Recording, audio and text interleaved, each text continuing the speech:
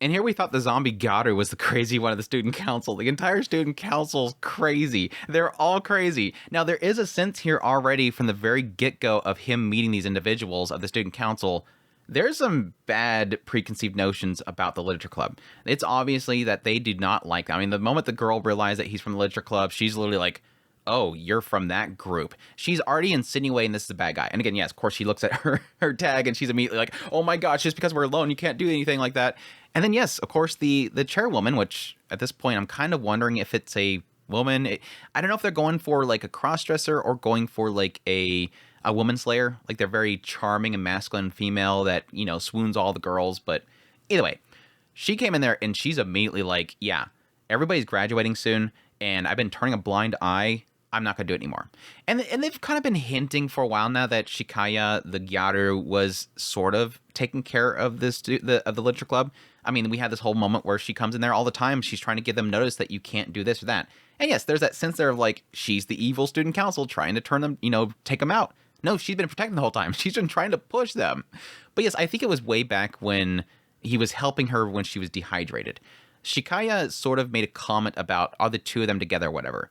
She was kind of checking in on them.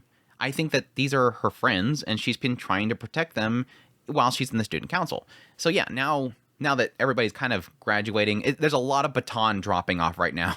We got the literature club, they're passing the baton, and yes, even with the student council, we're passing that on, and now they're going to start coming down upon the literature club. So going forward, we're going to have the trope, truly the trope student council that's going to be coming down on them, trying to shut them down. So that'll be interesting. I'll be curious if maybe in the next episode we'll open up still in that room and get a deeper sense about what this chairwoman has against the literature club. It does seem like she's just very, very into the school. If you're going to be a part of this school, you have to do good. So just going to be more kind of strong arming them in order to, I guess, make the school look better or whatever. But anyways, good episode. Episode overall was decent. I think we needed a good cool down after the falling, you know, the previous episodes, everything around Lemon. I think we needed to cool down, and it really felt like this episode was that. And again, this episode's a lot of setup for Kamari, which I think is good. I think the one thing that I have noted for a while now, ever since, yes, Kamari did get like an episode and a half dedicated to her and her being turned down, but I felt like ever since then, she just faded. She's kind of just faded in the background. Yanami's always been present. The entire series, Yanami is always there, constantly involved with Nukumizu. And then we had this strong moment with Lemon, and I felt like Kamari kind of got left behind. So it's nice to kind of see her come back to the forefront.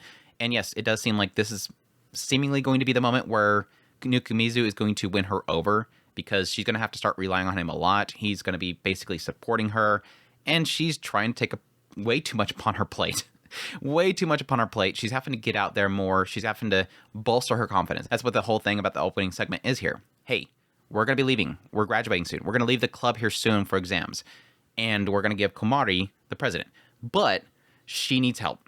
She needs help. Please support her. Like that. Like, yes, she likes this. She likes pudding more than ice cream. Make sure not to put this and that. She doesn't like coffee. Be very careful about coffee. All these things that are trying to lay out, like, take care of her. I love that. Like, again, Tsukinoki, she wanted to still be Kamari's friend. Kamari still wanted to be her friend, even though she lost the battle for this guy's heart.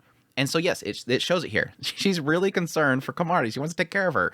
It's her Fujoshi friend. You got to take care of your Fujoshi friends. But no, they're all trying to set up Nukumizu to support her. And it's great to have this kind of big festival to kind of do that. Yes, this is a great way to bolster her, get her out there. She's got a lot of things to have to handle.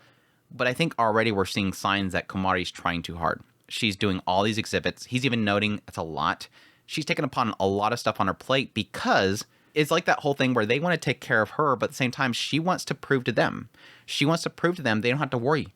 Go do your exams. Focus on your future. Don't worry about the club. I got it handled.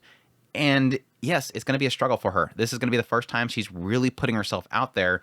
And for somebody that they've kind of portrayed so far as Kamari being, very much so an introvert, very much so not outspoken, and yes, seemingly not that much of a hard worker. Yes, it does seem like, at least with her writing, she does a really good job of it.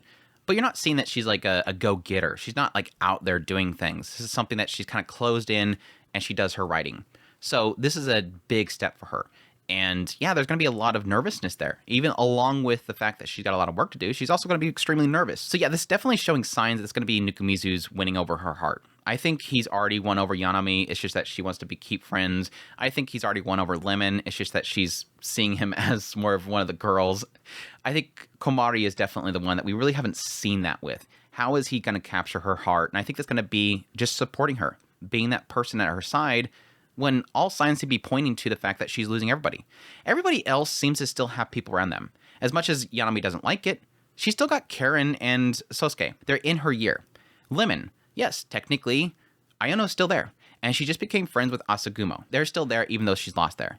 But with Kamari, besides Lemon, which is something that's building, she doesn't have those. She's losing her best friends. They're both leaving. So there is a sense here that they might get into the idea of her almost feeling abandoned. The idea that they're all leaving her behind. Even though Tsukinoki was offering to stay behind a year. She's like, I think I'm going to stay in that. Hearing you say that, it actually sounds true. It's like you might actually do that. Again, she loves her girl so much. She loves her Fujoshi friend. You got to look out for your Fujoshi friends. But no, Nukumizu aside, I still ship Kamari and Lemon. I think the two of them, we got another moment in this episode. Like, before we had that whole thing where, yes, Kamari was trying to be a wingman and help out Nukumizu, drag Lemon away, ends up getting caught up and having to run with Lemon all the time. But later on, she's literally like, no, I like it. She lets me set the pace. If I'm too tired, she'll give me piggyback rides. She liked it. She liked the idea of having this new friend, Lemon. And here, it's literally like they're in the home ec place. They just cook cookies. And then she's like, I sense Lemon in the air. Like, she literally senses Yakushio in the air and goes and grabs another cup. And then sure enough, here comes Lemon in the window. And then she goes over there. She's like, oh, yes, you're so feminine. And she's like, starts rubbing her cheek and everything. I'm like, oh my gosh, these two, I ship them. I ship Lemon and Komari. It's so good. It's so good. But yeah, outside of that, I do appreciate how much Nukumizu is helping out Kamari. I think he's doing a great job. As always, the one thing that I love so much about this series is the fact that the main character is so good. Like, these types of harem shows, these rom-coms, the male characters are typically very blah.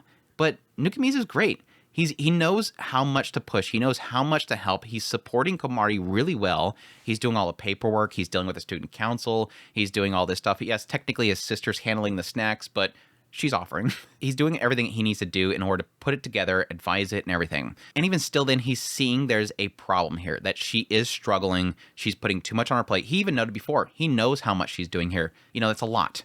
He's acknowledging it, and he's going to hopefully step in there. But as always, he's always acknowledging Kamari's weaknesses and trying to do just enough to help out. Like that whole scene where he's getting the signatures. Love it. Because again, he does acknowledge that Kamari is very much so an introvert. She's not used to being around a lot of people. She's not outspoken. This is what this whole thing is hopefully going to help her with. Getting her out there, giving her that boost of confidence that she can speak up. But even still, he's acknowledging when she has her weaknesses. And again, not saying, hey, let's go, or anything else, or leaving her behind. He's just there. Oh, big crowd of people. Obviously, Kamari is going to be a little bit uncomfortable here. I'm going to show her that support and stand there. I'm going to wait too. Not pointing it out. I'm going to wait too. That's just enough for her to have that comfort that he's going to be at her side. She's not going to be alone. He's not going to abandon her. At the same time, she's not have to force herself out into the group. It's really cool. I always love those simple things that Nukumizu does that helps people out. Anyhow, outside of that, yes, I love the scene with the sister. I love the scene with the sister. She's literally sliding into his DMs, literally. Oh, by the way, Yanami text you. I'm going to text her back. There, that'll help you out. This girl, swear, dude. Oh, the sister's so freaking great. I love every scene that sister's in. And yes, we had the return of the teachers, finally. Similar to a lot of other things, it feels like the teachers just kind of disappeared in the background. We had this whole build-up where, yes, Amatsu, she's just a dork. But especially Konoki. Konoki was like the nurse lady, and she was like super thirsty, talking about how like she's very familiar with the ceiling in the nurse's office. And then, yes, it had this indication that Konoki was watching them, monitoring them. Like, she literally planted a bunch of recording devices in the rooms, and she was monitoring the relationships. And it gave me a sense then, this was right when Lemon found out that Ayano had a girlfriend. She had this crazy chart laid out, and then we'd never seen her again ever since then. It's like, wow, that was like 5 episodes ago? Well, now she's advisor of the club, so I'm assuming going forward, she's going to be possibly puppeteering them together. Everybody's kind of been broken up with. They've given up their relationships, so I'm guessing Konoki is going to be in there possibly puppeteering a relationship with one of them. Question mark is, who is it going to be? Or is she just going to get them all after him? Just to see what kind of happens. It does seem like she sort of gets a kick out of this and that she gets some entertainment out of it. So I'm wondering if she's going to make them all go after Nukumizu and just watch things explode. Is she looking for chaos, or is she just going to choose a girl? Or is she just going to make the girls choose for themselves if they're going to lose or not? The whole idea is that they've all lost. Maybe this is a sense of, come on, girls, second chance. It'll be interesting. I'll be interested to see that. But no, I did like the scene with Amanatsu. Lemon's like, I got an idea. Let's go see that teacher. And they go in there, and literally immediately she thinks that Nukumizu wants to bang Lemon again.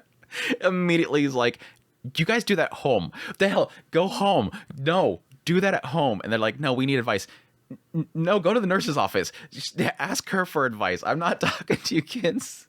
It's like this teacher's like, girl, get your head out of the gutter. And again, Lemon is for Kamari. It was dorky. Yeah, good stuff. But yeah, the random story from Yaname too with the Sosuke and Karen. He literally is just sitting there watching her undress. Oh, sorry. I have a habit of that. I'm just so used to it. It's like, damn. They're just getting good. That's gotta sting for Yanami. But yeah, Shikaya's little nurse outfit. I'm like, holy crap, this school's allowing this at the festival? I mean, yes, like the whole like Gyaru hot nurse zombie thing going on, and then she's literally got this whole like open chest thing, and she's just like reaching her hand in there. It's like that little brief moment of Nukumizu, like, whoa, okay, never mind. It was like, damn, how did she get away with this? Yeah, other than that, I did know the fact that Kamari mentioned the fact that she knows how to make cookies and sweets and whatnot because she has a bunch of Rugrats at home. Like, oh no, she's that girl. She's that girl in the rom-com, the one that like you go back to their house at some point and then she's got like a bunch of kids and she's taking care of all of them because the mom's always working or whatever. And it's like, oh, they always steal my heart. Those kind of girls always steal my heart. The big sis types, which is so funny for an introvert type of character. We don't typically have those very timid and not very outspoken characters that have like these massive responsibilities when they get home, or a lot of younger siblings they're taking care of. So it's kind of refreshing. But yeah, looking forward to where this arc goes. Again, Nukumizu really taking care of Kamari and her essentially proving to, Tsukinoki and Tamaki that she can handle things. So I'm excited to see where this goes from here. It really does feel like this might be the big climactic moment is building up to the festival. I'm certain that's probably going to be how they're going to wrap up the season, but I'm looking forward to it. Fantastic series. But I hope you guys enjoyed my thoughts on this episode. If you did, hit that like button down below, comment. Let me know what you thought of the episode. Additionally, if you're new here, make sure to subscribe before you leave. If you like this content and you want to support the channel more, links in the description below. Greatly appreciate it if it does. Y'all take care.